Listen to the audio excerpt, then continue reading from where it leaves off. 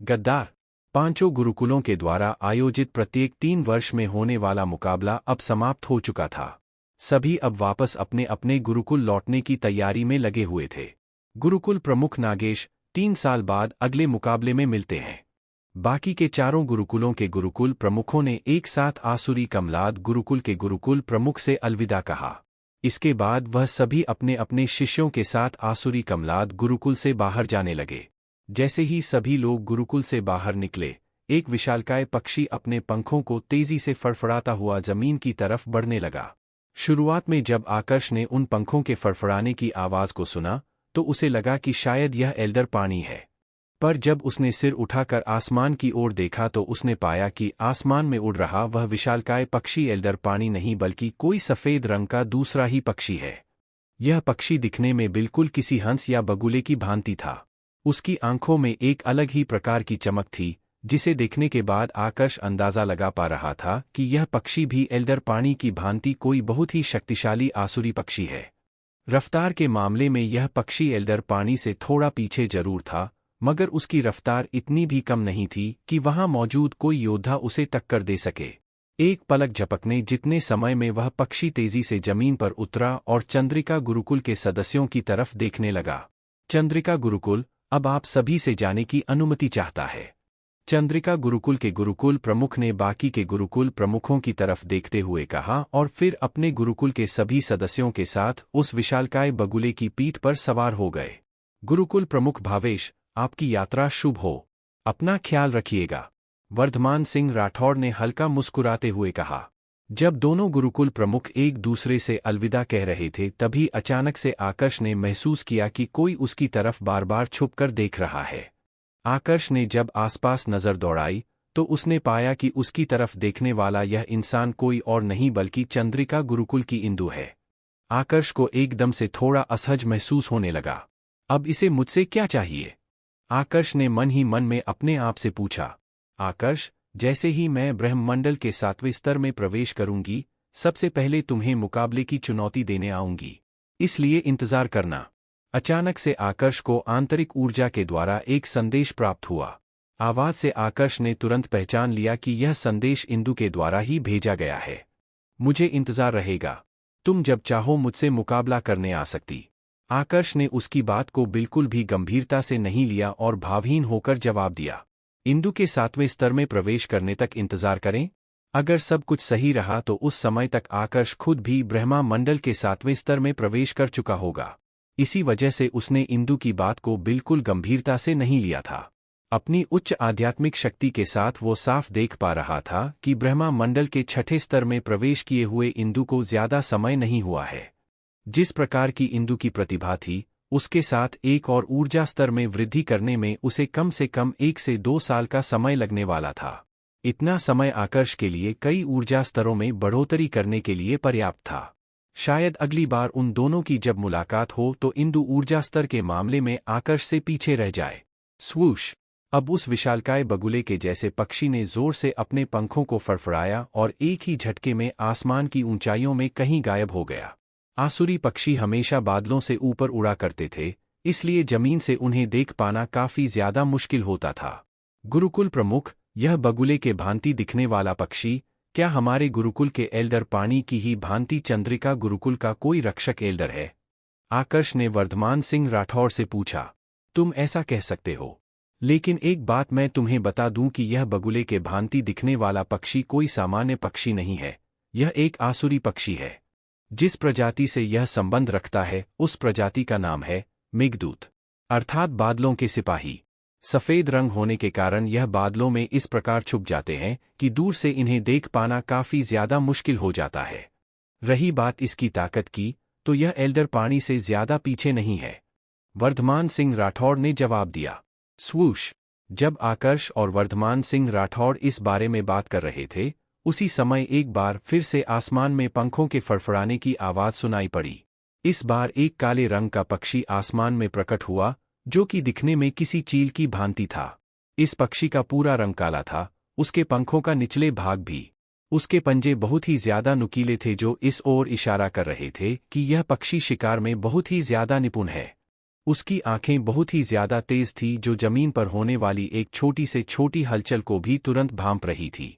जिस समय आकर्ष ने इस पक्ष की ओर देखा था, उसी समय उस पक्षी ने महसूस कर लिया था कि उसकी तरफ कोई देख रहा है, इसलिए जवाब में वह भी आकर्ष की तरफ बहुत ही कर्कश निगाहों के साथ देखने लगा। उस विशालकाय चील की नज़र अपने ऊपर देख आकर्ष को थोड़ा असहज महसूस होने लगा। आकर्ष दूसरों की आंखें पढ़ने में बहुत ही ज्यादा निपुण था, इसलिए वह महसूस कर पा रहा था कि वह पक्षी इस समय उसकी तरफ ऐसे देख रहा है जैसे वह उसका शिकार हो। देखते ही देखते अब वह विशालकाय चील भी जमीन पर आ उतरा और गिरिगंज गुरुकुल के सदस्यों की तरफ देखने लगा। आकर्ष, तुम जब चाहे हमारे गिरिगंज गुरुकुल में आ सकते हो। इस बार यह हमारे गुरुकुल की तरफ से बस एक निमंत्रण है, तुम्हें गुरुकुल में शामिल करने के लिए नहीं बुला रहे हैं। गिरिगंज गुरुकुल के गुरुकुल प्रमुख ने हल्का सा मुस्कुराते हुए कहा। जरूर गुरुकुल प्रमुख, अगर भविष्य में कभी मुझे समय मिला तो मैं आपके गुरुकुल में जरूर आऊंगा।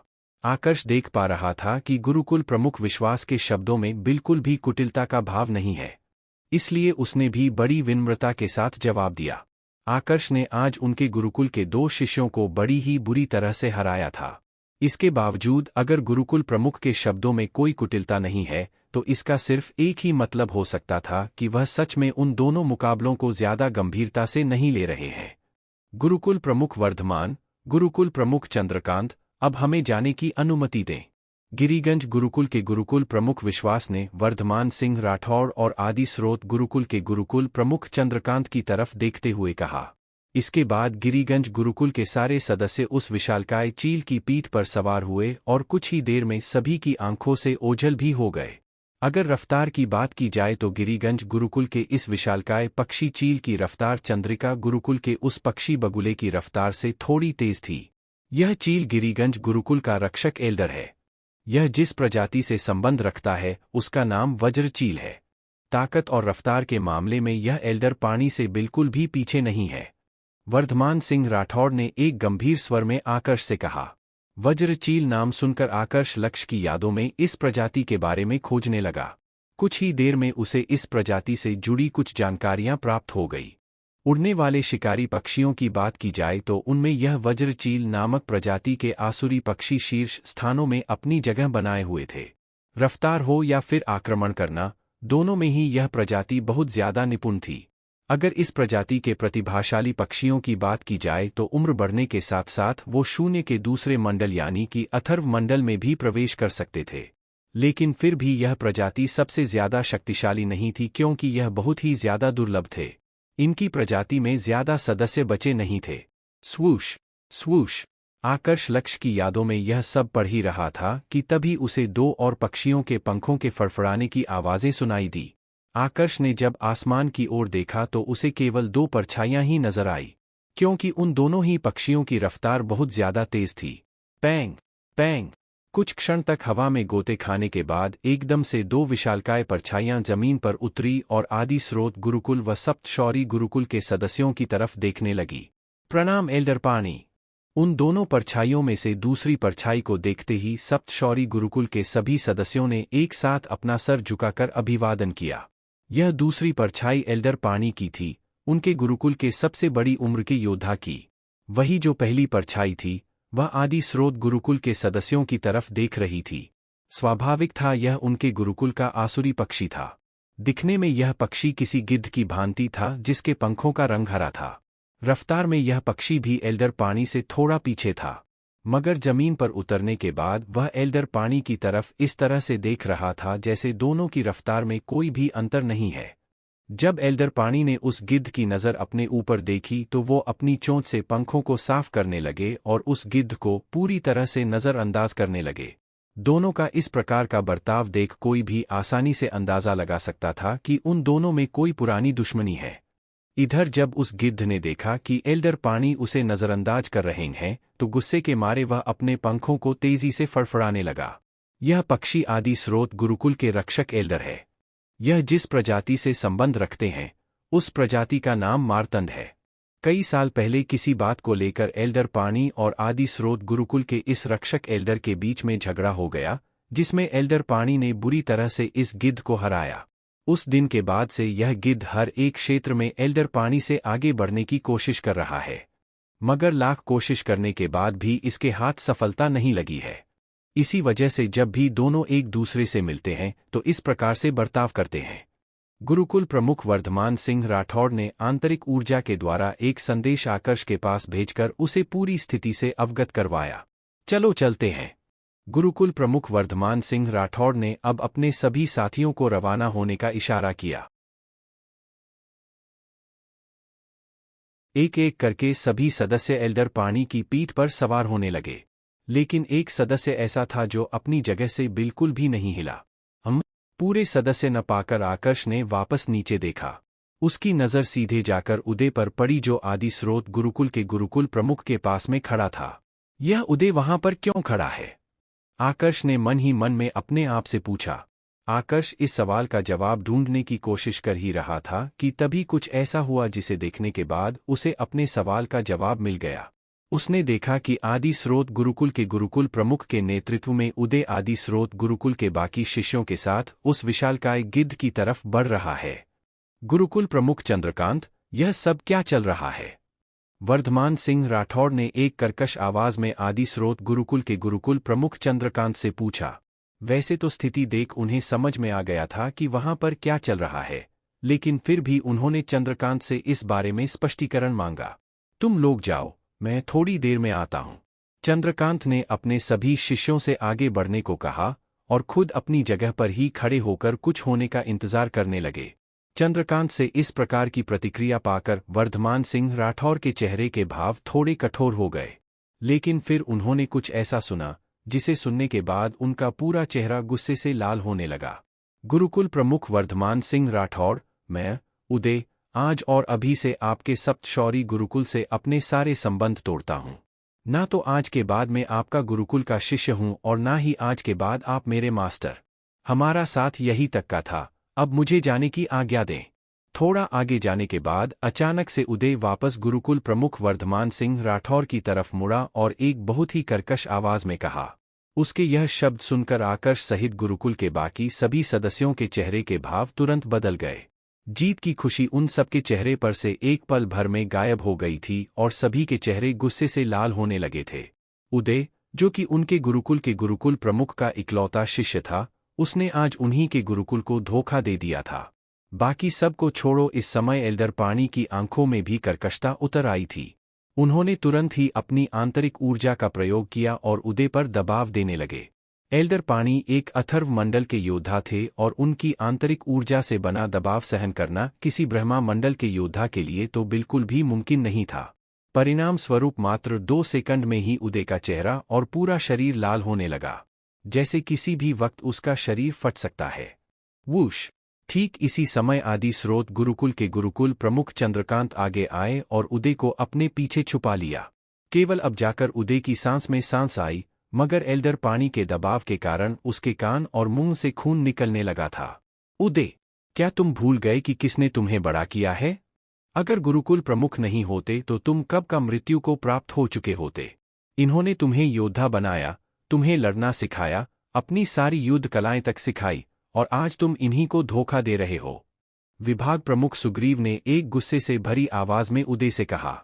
उनका गुस्सा देख उदय थर-थर कांपने लगा, लेकिन उसने बोलकर कुछ भी नहीं कहा। विभाग प्रमुख सुग्रीव, आप गलत समझ रहे हैं। उदय ने आपके गुरुकुल को धोखा नहीं दिया है। यह अब बड़ा हो चुका है और इसके पास यह चुनने का पूरा अधिकार है कि यह अपने आगे का जीवन कहां पर और कैसे बिताना चाहता है। एक चिड़िया का बच्चा बड़ा होने के बाद अपनी मां के घोंसले में नहीं रहता है, वो अपने लिए एक अलग घोंसला बनाता है। आप ऐसा समझ लीजिए कि उदय भी उसी चिड़िया के बच्चे की भांति है, जिसने अपने लिए एक अलग घोंसला चुना है और अब से वह उसी घोंसले में रहेगा। आदि स्रोत गुरुकुल के एक एल्डर ने विभाग प्रमुख सुग्रीव की बात का खंडन करते हुए कहा, क्या तुमने मुझे कोई छोटा बच्चा समझ रखा है जो मैं तुम्हारी इन मूर्खतापूर्ण बातों पर विश्वास करूंगा? अगर तुम्हें लगता है कि अपने गुरुकुल से इस तरह निकल जाना गलत नहीं है, तो मुझे बताओ कि तुम तब क्या करोगे जब तुम्हारा खुद का शिष्य तुम्हारे गुरुकुल को छोड़कर हमारे गुरुकुल में शामिल होगा। क्या तब भी तुम यही कहोगे कि तुम्हारे गुरुकुल के उस शिष्य ने अपने लिए एक अलग घोंसला चुना है? विभाग प्रमुख सुग्रीव ने एक गुस्से से भरी आवाज में उस एल्डर से पूछा।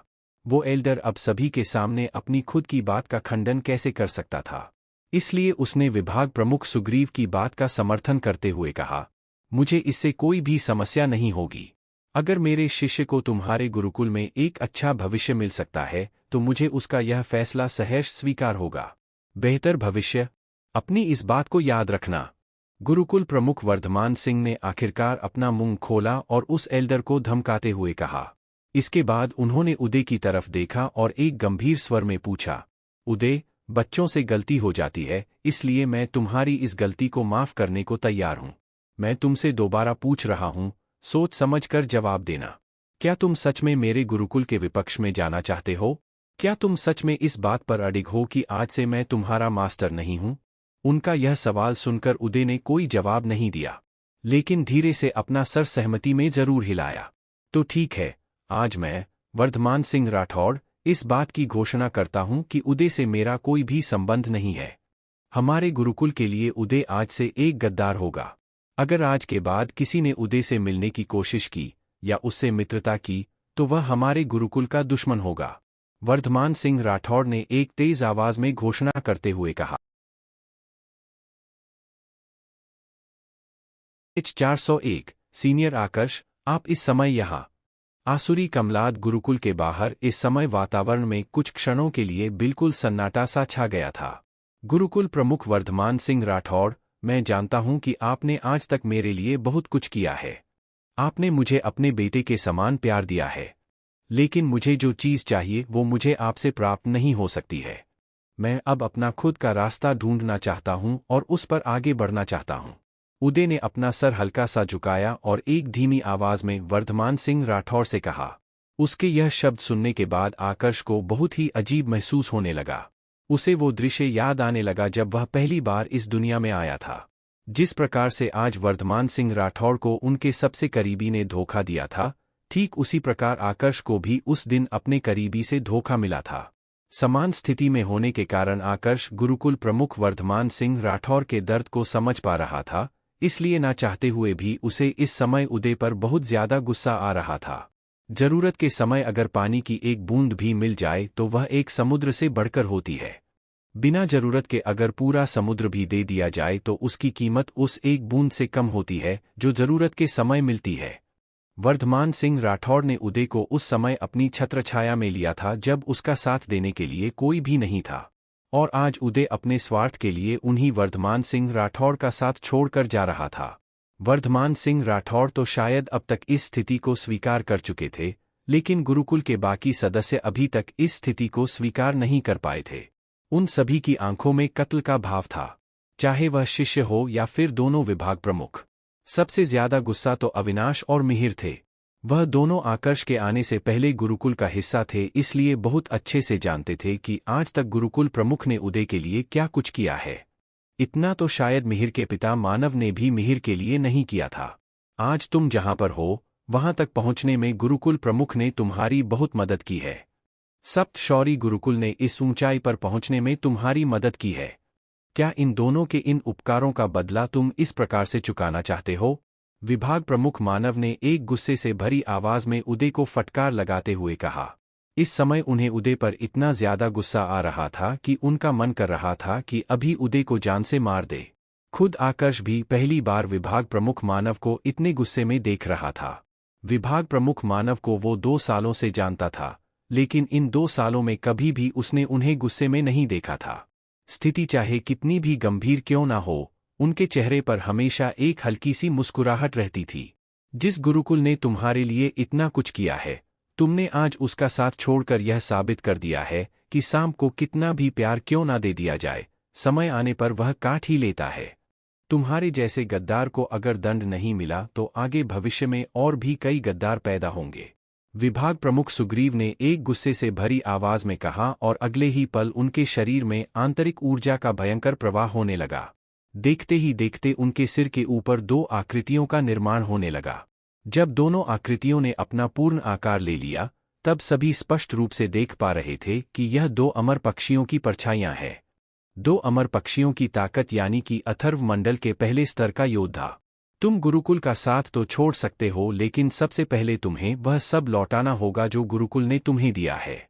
विभाग प्रमुख सुग्रीव ने गुस्से में दहाड़ते हुए कहा। जैसे ही उनकी बात खत्म हुई, आसपास के वातावरण में उनकी आंतरिक ऊर्जा से एक दबाव उत्पन्न होने लगा। अब अचानक से विभाग प्रमुख सुग्रीव ने अपनी गमय श्रेणी की युद्ध कला का प्रयोग किया और तेजी से आगे बढ़े। आदि स्रोत गुरुकुल के गुरुकुल प्रमुख ने उनको रोकने की कोशिश की, पर इसी समय एल्डर पाणी ने भी अपनी आंतरिक ऊर्जा का प्रयोग किया और आदि स्रोत गुरुकुल के गुरुकुल प्रमुख को बीच में ही रोक दिया।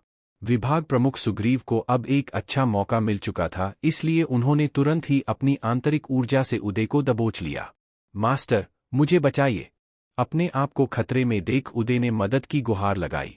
उसने अपने मास्टर से मदद मांगी थी, लेकिन जिसको वह मास्टर कहकर पुकार रहा था वो वर्धमान सिंह राठौड़ नहीं बल्कि आदि स्रोत गुरुकुल के गुरुकुल प्रमुख चंद्रकांत थे। इससे इतना तो स्पष्ट हो गया था कि उदय और चंद्रकांत की पहले भी कोई बात हुई है और शायद इसी दौरान दोनों के बीच यह मास्टर शिष्य का संबंध बना होगा। वह मदद की गुहार सुन आदि स्रोत गुरुकुल का एक एल्डर आगे आया और सही समय पर उसने विभाग प्रमुख सुग्रीव के प्रहार को रोक दिया। धन्यवाद मास्टर। धन्यवाद एल्डर। अपने आप को सही सलामत पाकर उदय ने सबसे पहले आदि स्रोत गुरुकुल के गुरुकुल प्रमुख चंद्रकांत और उनके साथी एल्डर का आभार प्रकट किया। इसके बाद वह उन दोनों के पीछे छुप गया ताकि सप्तशौरी गुरुकुल की तरफ से कोई दूसरा योद्धा उस पर प्रहार न कर सके। बहुत अच्छे। अब जब तुम्हें अपना अच्छा भविष्य यहाँ पर नजर आ रहा है, तो रहो अपने सुनहरे भविष्य के साथ। वर्धमान सिंह राठौड़ ने एक गुस्से से भरे स्वर में उदय से कहा और फिर एल्डर पाणी की तरफ देखकर उन्हें उड़ने का इशारा किया। उनका यह इशारा पाकर एल्डर पाणी उलझन में पड़ गए। उन्हें समझ में नहीं आ रहा था कि आखिर गुरुकुल प्रमुख इस गद्दार को इतनी आसानी से क्यों छोड़ रहे हैं। गुरुकुल प्रमुख, मुझे नहीं लगता कि यह दया के लायक है। विभाग प्रमुख मानव ने कहा। हाँ गुरुकुल प्रमुख, हम सबको पता है कि आपने इसे शक्तिशाली बनाने के लिए क्या कुछ नहीं किया है। चाहे इसका ऊर्जा स्तर हो या इसकी युद्ध कलाएं, यह सब आप ही की देन है। फिर आप इसे इतनी आसानी से माफ कैसे कर सकते हैं?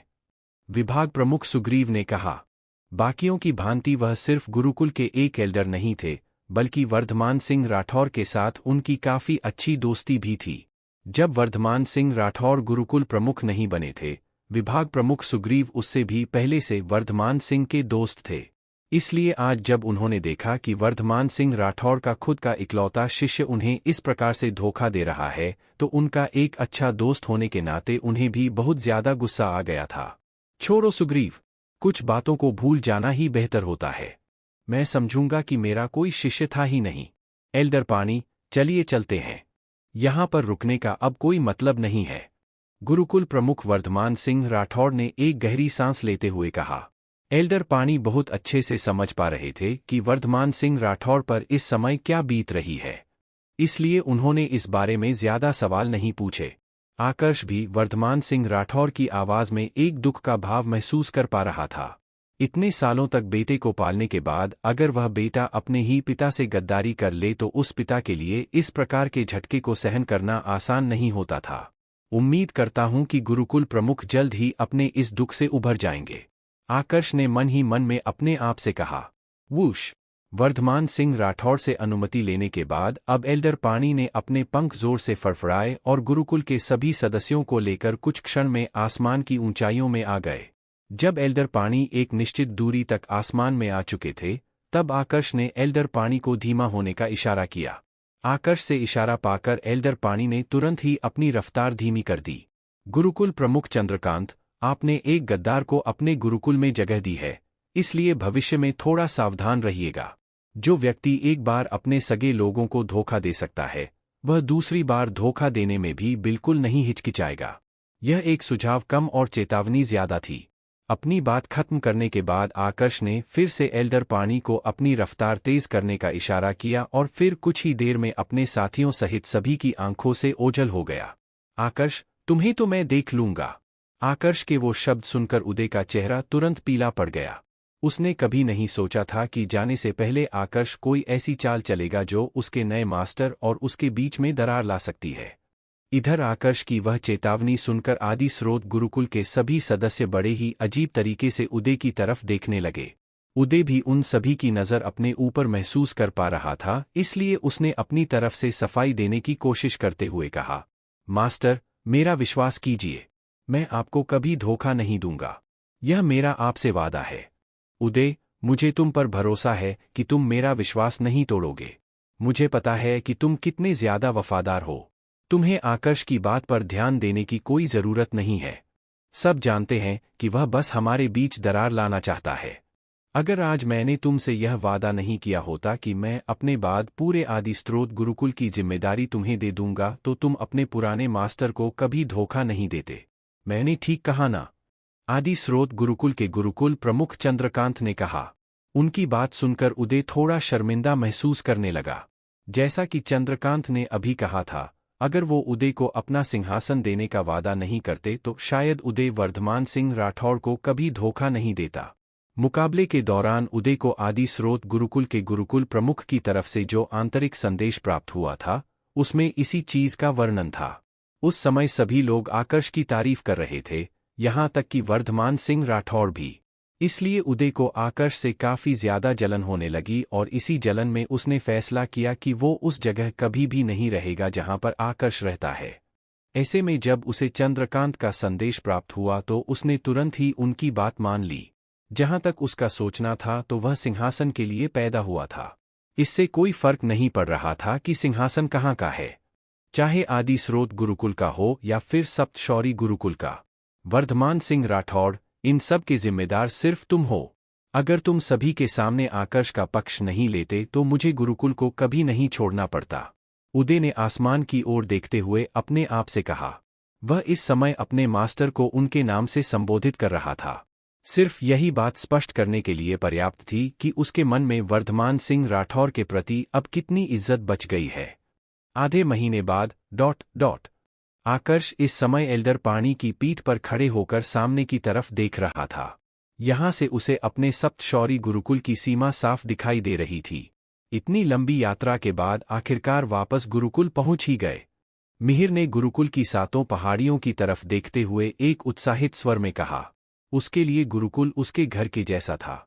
आकर्ष भी इस समय वापस आकर काफी उत्साहित था, लेकिन उसका उत्साह मिहिर के जितना नहीं था, क्योंकि उसके दिल में अभी भी उदय के द्वारा गुरुकुल को धोखा देने वाली बात घर करके बैठी थी। जैसे ही वो लोग गुरुकुल में प्रवेश करने वाले थे, अचानक से आकर्ष का ध्यान गुरुकुल के मुख्य द्वार की तरफ गया। उस द्वार को देखने के बाद उसे कुछ याद आया, जिसके बाद उसने आंतरिक ऊर्जा के द्वारा एल्डर पानी के पास एक संदेश भेजा। संदेश मिलते ही एल्डर पानी ने अपने पंख हल्के से फड़फड़ाए, जो कि आकर्ष के लिए जवाब था। वूश! अब एकदम से एल्डर पानी ने अपनी दिशा बदली और गुरुकुल के मुख्य द्वार की तरफ बढ़ने लगे। एल्डर पानी, क्या हुआ? आपने एकदम से दिशा क्यों बदल दी? वर्धमान सिंह राठौड़, जिन्होंने पूरे सफर के दौरान एक भी शब्द नहीं कहा था, अब उन्होंने अपनी चुप्पी तोड़ी और एक उलझन भरे स्वर में एल्डर पानी से पूछा। विभाग प्रमुख मानव और विभाग प्रमुख सुग्रीव दोनों ही इस समय सुरक्षा की स्थिति में आ चुके थे। उन्हें लग रहा था कि शायद किसी दुश्मन के द्वारा एकदम से उनके ऊपर प्रहार होने वाला है, इसलिए वो पहले ही ऐसी स्थिति के लिए तैयार हो रहे थे। अविनाश और मिहिर भी अपनी अपनी तलवारों के साथ आसपास के वातावरण पर पूरी नजर बनाए हुए थे। शांत हो जाओ, हम पर किसी भी प्रकार का कोई हमला नहीं होने वाला है। मैंने ही एल्डर पानी को यहाँ पर उतरने को कहा है, क्योंकि मुझे एक दोस्त से मिलना है, आकर्ष ने सभी को समझाते हुए कहा। सभी की वह प्रतिक्रिया देख एक पल के लिए तो उसे हंसी आ गई थी। एक दोस्त? कोई लड़का है या लड़की? इस प्रकार से आते ही तुम उससे मिलने के लिए उतावले हो रहे हो, लगता है दोनों के बीच की घनिष्ठता कुछ ज्यादा ही है। माहौल को थोड़ा हल्का करने के लिए विभाग प्रमुख सुग्रीव ने एक मजाकिया अंदाज में आकर्ष से पूछा। उनकी यह बातें सुनकर वर्धमान सिंह राठौड़ भी आकर्ष की तरफ देखने लगे। वह भी यह जानना चाहते थे कि आखिर ऐसा कौन है जिससे मिलने के लिए आकर्ष इतना उतावला हो रहा है। इन सब सवालों का जवाब आपको जल्द ही मिल जाएगा विभाग प्रमुख सुग्रीव, बस थोड़ा इंतजार कीजिए, आकर्ष ने एक कड़वाहट भरी मुस्कुराहट के साथ कहा। इधर गुरुकुल के मुख्य द्वार के पास खड़े शिष्यों ने जब एल्डर पानी को आसमान में उड़ते देखा तो सभी अलग अलग प्रतिक्रिया देने लगे। यह खूंखार पक्षी यहाँ क्या कर रहा है? ध्यान से देख, वह कोई खूंखार पक्षी नहीं है, वह एक आसुरी पक्षी है, और उसके ऊपर कुछ इंसान भी खड़े हैं। अरे वो तो गुरुकुल प्रमुख है ना? हाँ वही है, और वो अकेले नहीं है। उनके साथ विभाग प्रमुख मानव, विभाग प्रमुख सुग्रीव, सीनियर आकर्ष, सीनियर मिहिर और सीनियर अविनाश भी है। इधर कुछ ही देर में एल्डर पाणी गुरुकुल के सदस्यों के साथ मुख्य द्वार के पास बनी अस्तबल के ठीक सामने आकर उतरे। पहाड़ी इलाका होने के कारण वह जगह ज्यादा समतल नहीं थी, इसलिए एल्डर पाणी ने जैसे ही वहां पर कदम रखा तो पूरी जगह भर गई। इतने बड़े पक्षी को देख अस्तबल में मौजूद सभी घोड़े भी हरकत में आ गए और हिनहिनाने लगे। जो शिष्य उनकी देखरेख कर रहे थे, उन्होंने तुरंत उन घोड़ों को शांत करने की कोशिश की। क्या चल रहा है? यह सभी घोड़े ऐसा बर्ताव क्यों कर रहे हैं? एक शिष्य ने एक घोड़े की लगाम खींचते हुए पूछा। अस्तबल के बाहर एक विशालकाय पक्षी आकर उतरा है, जिसके ऊपर गुरुकुल प्रमुख खड़े हैं। शायद यह घोड़े उसी पक्षी को देखकर डर रहे हैं। अस्तबल के द्वार के पास खड़े दूसरे शिष्य ने उस शिष्य के सवाल का जवाब दिया। गुरुकुल प्रमुख? जैसे ही यह शब्द बाकी शिष्यों के कानों में पड़ा, सभी हरकत में आ गए। गुरुकुल प्रमुख रोजाना सभी के सामने नहीं आते थे, इसलिए सिर्फ उनके बारे में सुनकर ही सभी शिष्यों की आंखों में सम्मान की भावना आ गई थी और सभी ने अपना सिर झुका लिया था। 1 साल पहले तक वर्धमान सिंह राठौड़ को ज्यादा शिष्य नहीं पहचानते थे, लेकिन जब विभाग प्रमुख धर्मेश की मृत्यु हुई थी, उस समय अधिकांश शिष्यों ने वर्धमान सिंह का चेहरा देख लिया था। इसलिए आज वर्धमान सिंह को पहचानने में उन्हें बिल्कुल भी समस्या नहीं हुई। सीनियर आकर्ष? गुरुकुल प्रमुख के पास खड़े आकर्ष को भी बहुत से शिष्यों ने देखते ही पहचान लिया। आकर्ष भी अब गुरुकुल में एक जाना पहचाना नाम बन चुका था, इसलिए सभी उसे प्रणाम करने लगे। आकर्ष भाई, आप इस समय यहाँ? ठीक इसी समय एक आश्चर्य से भरी आवाज सभी को सुनाई पड़ी। वैसे तो यह भी एक शिष्य ही था, लेकिन उसकी आवाज में एक अपनेपन की भावना थी। जैसे ही उसने आकर्ष को देखा तो बाकियों की तरह उसने प्रणाम नहीं किया, बल्कि वह भागते हुए सीधा आकर्ष के पास ही आ गया। बाकियों के लिए आकर्ष सीनियर आकर्ष था, लेकिन इस शिष्य के लिए आकर्ष उसके सगे भाई के जैसा था, क्योंकि दोनों की मुलाकात कई बार हो चुकी थी और दोनों एक दूसरे को काफी अच्छे से जानते थे। आगे जानने के लिए देखते रहिए मार्शल